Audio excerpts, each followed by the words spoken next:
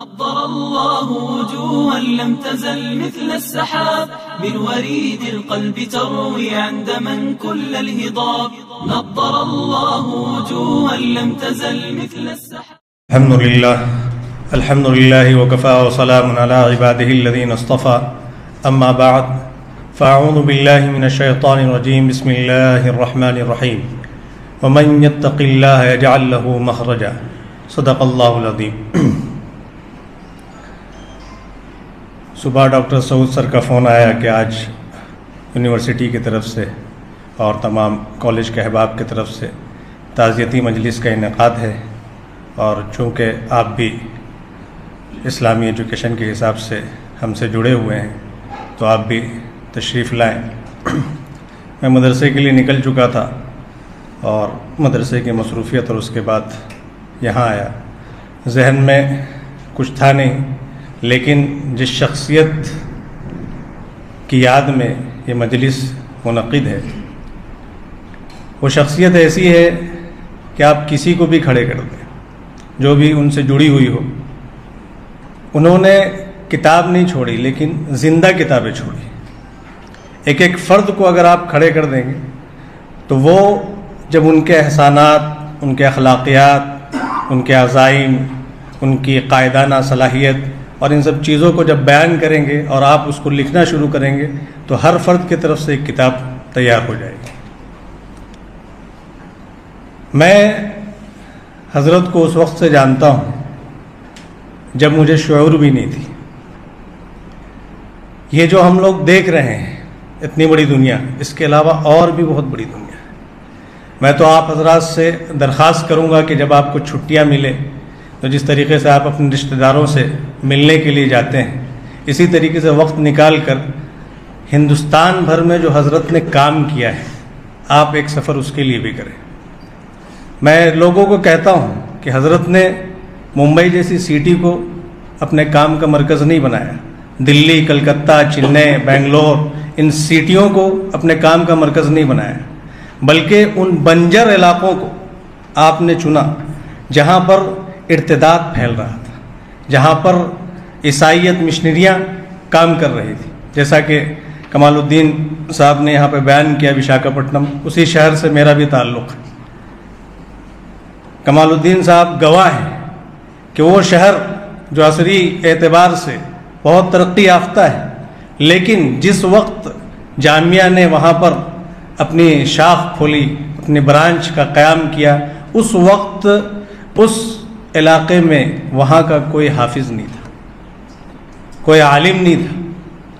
تو آپ نے صرف عمارتیں نہیں بنائی، آپ نے شخصیتوں کو کھڑا کیا ہے۔ اور کس طریقے سے کھڑا کیا ہے؟ انہوں نے پالا ہے۔ جیسے کہتے ہیں کہ بچے جو ہوتے ہیں اس وقت تک باپ کی قدر نہیں جانتے جب تک وہ خود باپ نہیں بن جاتے۔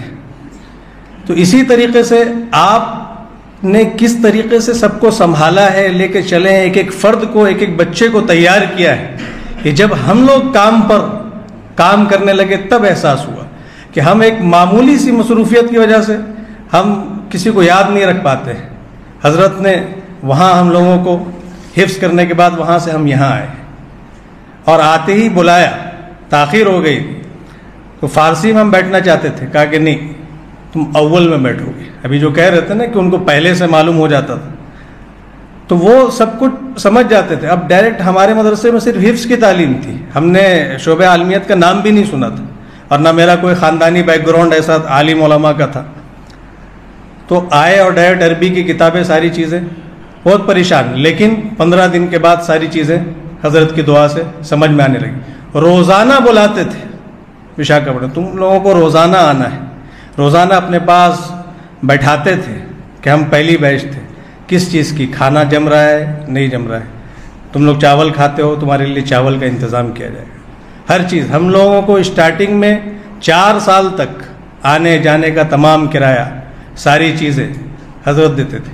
تو صرف بلڈنگیں نہیں بنائی ہیں، افراد تیار کیے، وہاں سے لایا، دل جوئی کی، دل لگایا، خیر خیریت۔ یہ 10,000 کے مجمع میں بھی لوگوں کو اپنے پاس بلانا، ان کو یاد کرنا، ان کی خیر خیریت معلوم کرنا، ان کی ضروریات کو پوچھنا، اور اس کے بعد جب نمبر آتا تھا، ہمارے یہاں سالانہ پروگرام ہوتا تھا تو مسجد کے اندر تو جیسے ہی میرا نام پکارا جاتا تھا میرے وشاکھ والے کا نمبر آ گیا. تو اس طریقے سے انہوں نے دلوں پر کیا کیا ہے، راج کیا ہے، افراد تیار کیے ہیں.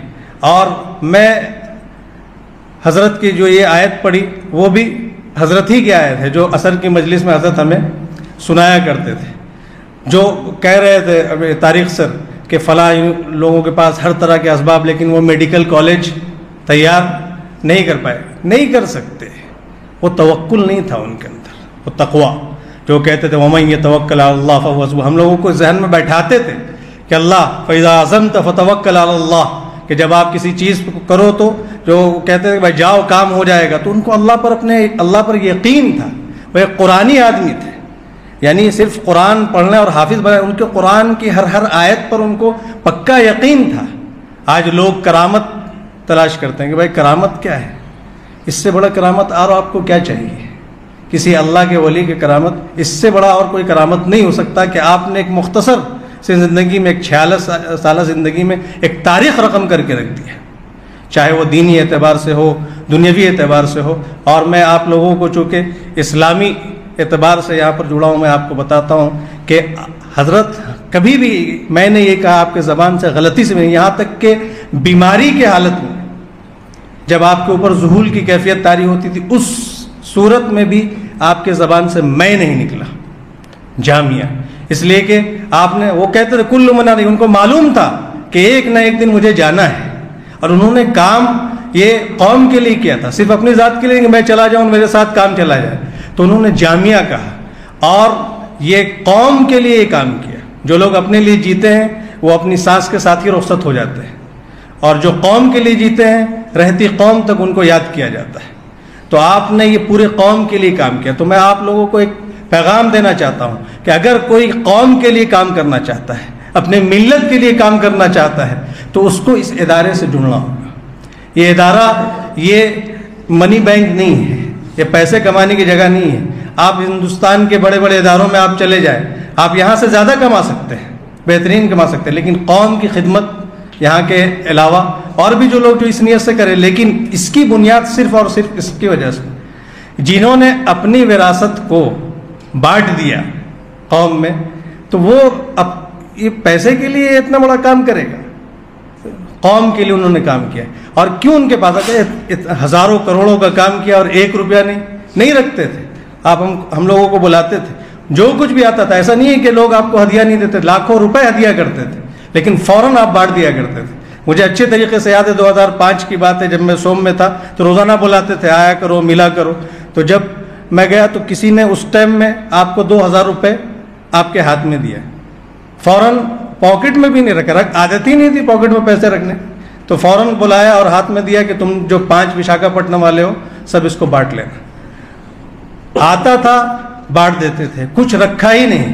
تو جامعہ آپ نے قوم کے لیے دیا ہے، تو اگر ہم کو قوم کے لیے خدمت کرنا ہے تو اس ادارے سے ہم کو جڑے رہنا پڑے گا اور حضرت کی تحریک کو آگے لے کر کے چلنا پڑے گا. آپ کیسے قائد، ایک مثال میں محسوس کرتا تھا چیزوں کو، حضرت کو دیکھتا تھا کہ اتنا بڑا امپائر کھڑا کیا، اتنی ساری چیزیں ہیں، سب کچھ کیا، آخری وقت میں جس کو بولتے ہیں کہ ان کی صلاحیت، قائدانہ صلاحیت، اہتمام کی صلاحیت اور اتنی اچھی تھی کہ چھوٹی چھوٹی ذمہ داریاں جو لوگ ہیں، جب کوئی آتا تھا ان کے پاس چٹھی لے کر کے، جس نے خود یعنی زیرو سے لے کر کہاں تک اس کو پہنچا دیا، جب اس کے پاس آتے تھے، ان کے پاس آتے تھے تو آپ کیا کہتے تھے، یہ فلاں کام کے ذمہ دار یہ ہیں، آپ ان سے جا کر کے ملیے. آپ سوچ سکتے ہیں اس کو، آپ ایک بار تصور کیجیے کہ جس نے خود سے سب کچھ بنایا وہ آج ایک چھوٹے سے فرد کے لیے کیا کہہ رہا ہے کہ یہ فلاں کام آپ کا فلاں آدمی کے پاس ہوگا. یعنی آپ نے سب کو اپنے پیر پہ کھڑا کر دیا تھا کہ بھائی فلاں چیز کی ضرورت، اسی لیے آپ نے چونکہ قوم کے لیے کیا تو آپ کے انتقال فرما جانے کے بعد ایک دن کے لیے بھی کوئی نظام ادھر سے ادھر نہیں ہوا، اور وہ چل رہا ہے اور انشاءاللہ چلتا رہے گا. اس لیے کہ ان کی دعا میں وہ برکت تھی کہ اتنے بڑے، تو انہوں نے اپنی اولاد کے لیے اور اس جامعہ کے چلنے کے لیے بھی دعا کی ہے. تو اللہ تعالیٰ ان کے خلوص کو، ان کی محنت کو اور ان کی ان چیزوں کو ہرگز ضائع نہیں کرے گا. ہمیں اس مشن سے جڑ جانا ہے. اگر ہم کو قوم کے لیے کچھ کرنا ہے، اپنے ملت کے لیے کچھ کرنا ہے اور اس کو اٹھانا ہے اور اللہ کے یہاں کچھ پانا ہے تو اس وسطانوی مشن کا ہم کو اپنا فرد بنانا پڑے گا. تو انشاءاللہ یہاں بھی کام ہوں گے اور وہاں بھی کام کریں گے. اور بہت انہوں نے کام کیا, بس یہی مختصر سی چیز ہے, ہم اپنے آپ کو اس مشن سے جوڑ کر ان کے طرح ہم بھی کامیاب ہو جائیں اور سعادت دارین حاصل کر لیں. وآخر دعوانا ان الحمدللہ رب العالمین.